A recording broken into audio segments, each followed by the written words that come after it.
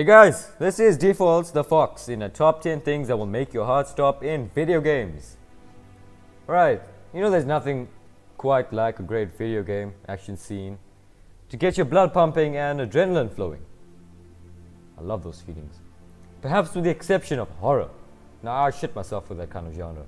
Action plays to the strengths of video games as a medium better than any other. You know they say video games are the best kind of depression fixer you could ever get. So, anyone depressed? Just look for a good game. Or mobile game if you like boring stuff. Transporting you into the midst of the fray and making you feel like the larger than life hero you always wished you could be. Wished. You can keep wishing. While there's certainly no shortages of action games and action sequences to populate them, the best achieve a synergy with the player to the point where, if only for an instant though, you forget where you are. You know, you're playing this game and you like forget what's around you. You're just focusing on the screen. Everything around you is just black, but you don't notice that. Maybe I'm just weird. I don't know. Maybe I'm not the only one. That you are engrossed in the skill and scope on screen. I just had a terrible tongue twister there. You guys did not hear that. Please do not rewind it. Go back and hear what I said because it's terrible. Please, it was a mistake. As the technology powering video games continues to grow more powerful, action scenes will continue to push past this threshold and engage players in ways we could only once dream of. The following titles contain some of the most immersive and visually compelling action sequences to ever grace our screens, important milestones in the ever-evolving march toward perfection. Perfecto! Okay, number 10 on my list is Resident Evil 4. For all you PS2 fans out there, PS2. I don't know if there's any more people that play PS2 anymore. Back to the Future, as I would say. Marked the franchise's first major change in direction towards a greater focus on action. So basically, Resident Evil 4 was the best out of all of them.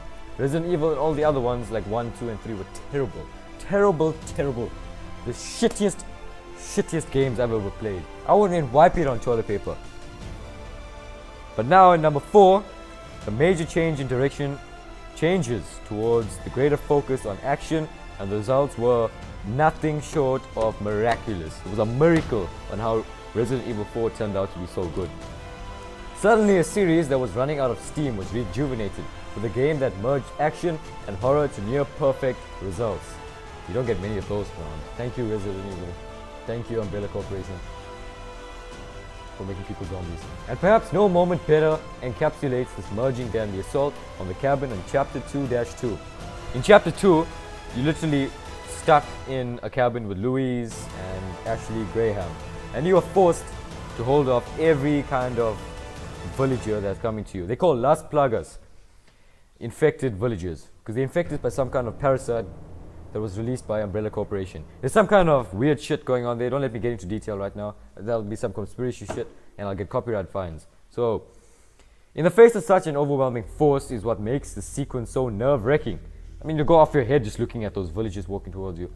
You freaking break in your windows, you gotta knock down ladders, you gotta just keep pouring through until you're literally backed into a corner with no way out. Damn, you're shit. Okay, coming in at number 9 on my list is Gears of War 2. You know, environment obstacles are nothing new in video games. You know those balustrades and light poles you see when you're driving your car? And you first, yeah, you're good. And you hit this bad turn, you hit the light pole, the guy passes you. That's what they mean by that's what I mean by environmental obstacles. I hate those things, I really hate those things. They're an essential component of a good level design. Yeah, no, I just lied to myself there. However, the Gears of War franchise took this to disgustingly new heights in the second installment, which at one point sees Marcus Phoenix, the protagonist, and the rest of Delta 1 gets swallowed whole by a gigantic city-sized worm. Okay, I'm gonna get hungry after talking about Gears of War 2. Waking up, your mission is to traverse the exceedingly deadly inner workings of the worm, destroy its hearts, and escape. Along the way, you encounter horrifying parasites, dodge digestive juices, man, this freaking worm's a glutton, and almost drown in massive pools of blood. The sickening experience comes to a close once and for all once all the worm's hearts are destroyed, and he crashes to the ground, allowing Delta 1 to chainsaw their way out. Coming in at number 8, everyone's favorite, Elder Scrolls Skyrim. Yes, thank you. Can I get a round of applause, please? Who among us hasn't fantasized about dragons, or more specifically, slaying or taming them? I mean, who doesn't want to slay or tame a dragon? That is so freaking cool. And if Disney freaking sends me a copyright about me talking about them how to train a dragon, I will kick them. I will kick them. Kick their fucking asses. There's a primordial satisfaction with facing off against one of these mythological creatures. And up until Elder Scrolls V, Skyrim, few games had ever translated this classical battle into a gratifying experience. Something that will satisfy you by slaying a beast. That is such a sick mind you people have by killing such a beautiful animal and feeling satisfied about it. What is wrong with you? And while Skyrim isn't lacking in these confrontations, the very first just might be the most memorable fight with your dragon.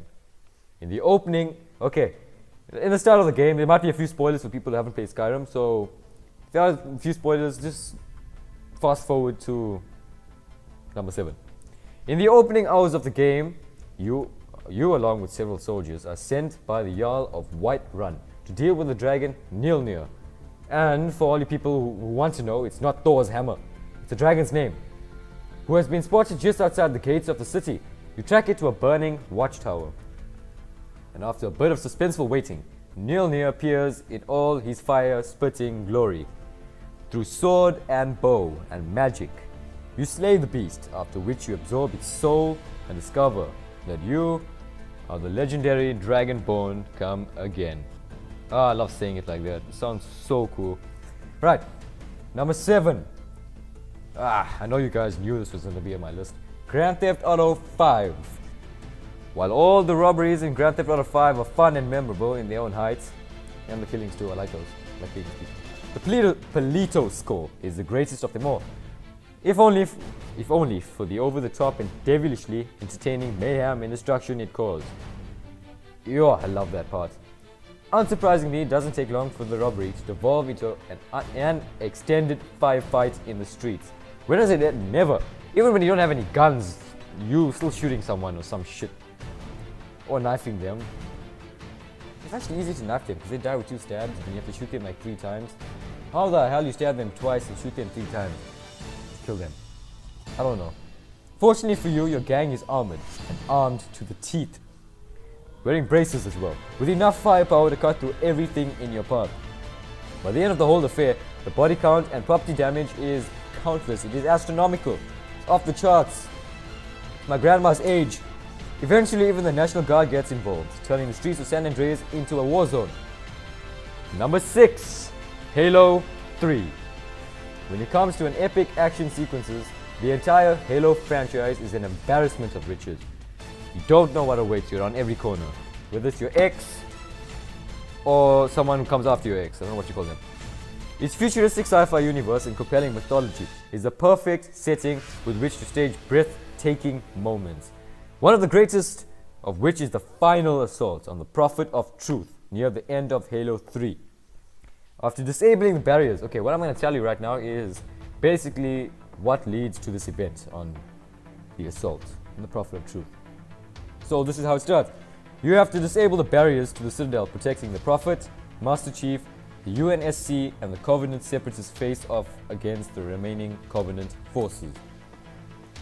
So, which includes 2 colossal scarabs, not bugs.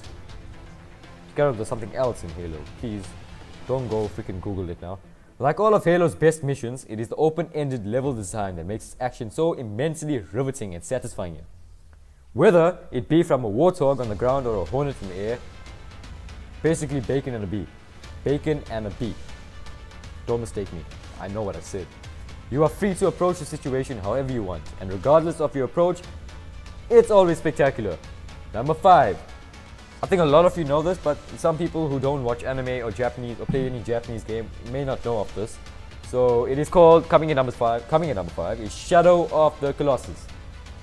Shadow of the Colossus is an epic, both figuratively and literally. Despite containing only 16 bosses to fight, or enemies, whatever you prefer, every one of them is a blast to face off. and fucking hard, don't believe that shit.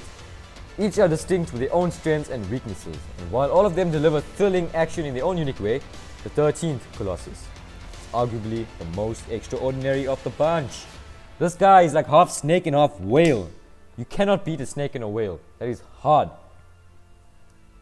But you can actually. Okay. Resembling what can only be described as an odd combination of whale and snake, this flying colossus, called the Phalanx. Why would they call it a phalanx? It's the largest in the game. But it's 13 and it's 16. I want to see what 16 is. 13 is big. And it's the largest. Oh shit. In order to take it down, you have to get in close on ground level. Right alongside it, until you are close enough to jump onto one of its fins. Fins? What the hell?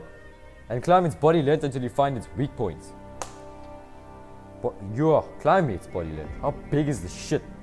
While you do this, it will twist and turn in an attempt to shake you off. Sounds like me last night with my blanket. Anyway, shake you off while you're all away hundreds of feet above ground. Number 4, Star Wars Battlefront. It is one of the most shittiest games I've ever played. I don't know why this is 4th on my list, but people like that multiplayer feature. Would you ever buy a game that's only multiplayer and there's no single player? I will not. I will never do that shit. Also because my mom is also a bit stingy with the Wi-Fi. Star Wars Battlefront may be the victim of a host of problems that hold it back from greatness, but there is no denying its effectiveness in the moment. When it fires on all cylinders, basically when it runs at 100% and there's no lag, the game is a Star Wars fan's dream come true. And this is especially the case in regards to the Hoth map. Hoth map. For all of you know the Hoth map, it's part of the trilogy, the original trilogy. Most memorable battle brings it back to life with greater detail and breadth than any Star Wars game before it. Of course, all the other Star Wars games came on PSP. There's no freaking comparison. PSP and PS2 and PS3, I think. Okay. Yes, it's strictly multiplayer experience. It's a strictly multiplayer experience. So if you don't have a brother or sister, you're fucked. But this arguably makes it better. No, it doesn't. As it makes the action feel more spontaneous and chaotic between the armies of soldiers charging each other. Lasers whizzing by your head, aerial engagements in the sky, and the relentless bombardment of the AT-ATs. There is so much going on. All of it, especially the visual and audio design, is so beautifully realized that it's tempting to just stop whatever the fuck you're doing and just admire this shit and die after that. Oh, coming in at number 3, forgive the pun, is God of War 3. All of the God of War games to date have come out swinging within their opening minute, or within their opening minutes. But God of War 3 opens with an action sequence so massive in scope that the others simply cannot compare. Picking up right after God of War 2, the conclusion to Kratos' quest for revenge begins with an all-out assault on the gods themselves. Epic may be an overused term, but this scene is the definition of the word. With the aid of the Titans, Kratos scales on the sides of Mount Olympus on the back of Gaia herself. The gods, specifically Poseidon, launch a counterattack. Using the blaze of chaos, you hack and slash your path of destruction until coming face to face with Poseidon in an explosive boss battle that culminates with his horrifically violent death. So there's no more King of the Ocean. Yes, now I can swim naked without him watching me. Uncharted 2 coming in as number 2. Another pun, sorry. I couldn't resist. The second installment in developer Naughty Dog's prestigious third-person action series is considered by many to be the best of the franchise. It pushed the limits of the PS3, providing one stellar action scene after another, chief among them being the entire train sequence halfway through the game. From the moment this scene begins, it's a thrill ride. Damn right. As Nathan Drake, you are forced to navigate your way towards the front of the train, fending off attackers, all while the surrounding environment passes you by at 100 miles an hour. I wish I had seatbelts when I did that. It's visually stunning and impeccably paced, a tour de force, see what I did there? Of level design that gives you just enough room to play and experiment while still remaining a narratively driven linear experience. Now, moment we all be waiting for, number 1. Mass Effect 2. The final hours of Mass Effect 2 just might be one of the most suspenseful, nail-biting. Okay, guys, please, if this is a habit to bite your fingernails, That's fine. But whatever you do, do not bite your toenails, otherwise I'm gonna block you off my YouTube page. And dramatically satisfying action sequences in any video game ever. It is the culmination of hours of prep work and narrative escalation, with everything you care about, including the very lives of your crew. So, everything is relied on you, which sucks. I know, shit. On the line, depending on the choices you make, some of your favorite characters, I'm so sorry, might not make it out alive depending on your choices. So, I would just Google a walkthrough and choose the best way out. Dub the Suicide Mission. This operation sees Shepard and the crew of the Normandy venturing into the territory of the Collectors in a covert last-ditch effort to stop them from abducting any more humans. Wait. Hold on. You team up with aliens to fight off other aliens that are abducting humans. You don't find that a bit ironic? Not only is it action-packed from the start to finish, but periodically you have to stop and make calculated decisions regarding the placements of your crew. And no, it does not involve numbers and multiplication and addition. Don't be dicks. You have to play to their strengths, and if they don't, they will die. The tension comes from these decisions, which leave you hoping you made the right choice. So, that is number 1. And thank you for watching this video. Please just leave a like below, and don't forget to subscribe to my channel and spread the word of my new YouTube channel. I am a legend in Rising. I hope. I pray that I am. And not only that, please guys, I just need one favor from you all. I need to reach at least 60 likes on this video. Do me that favor, and you guys are the main men and women, and I will get back to you, or send me a request on whatever you want me to do on the next video. Like top 10 of the most creepiest things ever found on Earth, top 10 conspiracy theories, or whatever the hell you guys love. Thank you for listening and watching. You really did me a big favor, guys. Thank you.